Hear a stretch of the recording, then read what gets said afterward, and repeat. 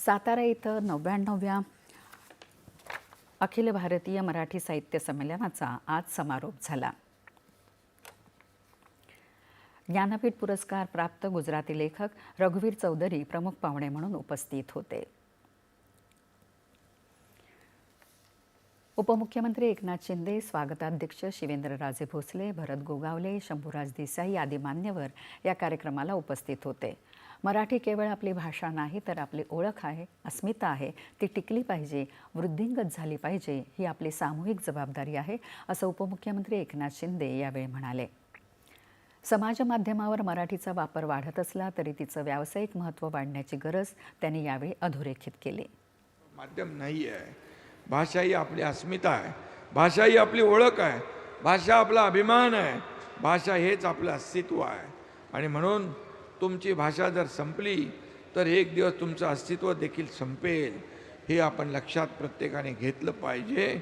आणि या मराठी भाषेला जेवढं आपल्याला पुढे नेता येईल, वाढवता येईल, तेवढं आपण केलं पाहिजे।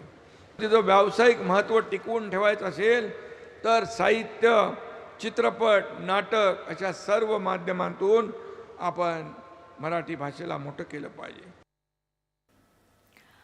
मराठी भाषा जपण्यासाठी सरकारकडून केल्या जात असलेल्या उपाययोजना आणि उपक्रमांची त्यांनी यावेळी माहिती दिली।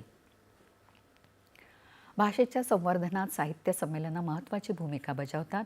या आयोजनात कधीही कसलीही कमतरता भासू देणार नाही अशी ग्वाही त्यांनी यावेळी दिली। मराठी भाषेला राज्य मान्यता मिळवून देण्यास छत्रपती शिवरायांचं योगदान फार मोठं असल्याचं सांगत त्यांनी केलेल्या व्यवहार कोश आणि राज्यकारभारातील मराठीच्या उपयोगाचा उल्लेखही उपमुख्यमंत्र्यांनी आपल्या भाषणात केला। आपल्या मुख्यमंत्रीपदाच्या कार्यकाळात मराठी भाषेला अभिजात भाषेचा दर्जा मिळाल्याचा आनंद खूप मोठा आहे।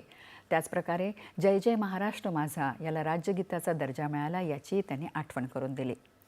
गावागावात एसटी स्थानकांवर पुस्तकांसाठी जागा उपलब्ध केली जाईल असं आश्वासनही शिंदे यांनी यावेळी दिलं। ग्रामीण भागातल्या साहित्यिकांचं साहित्य इतर भाषांमध्ये अनुवादित करण्यासाठी यशवंतराव चव्हाण यांच्या नावानं समिती कार्यान्वित करण्याची घोषणा मराठी भाषा मंत्री उदय सामंत यांनी आपल्या भाषणात केली। आज दिवसभरात परिसंवाद, मुलाखती यांचा भरगच्च कार्यक्रम झाला। बदलत्या ग्रामीण वास्तवाचं चित्रण आजच्या मराठी साहित्यात का दिसत नाही या विषयावर परिसंवाद झाला।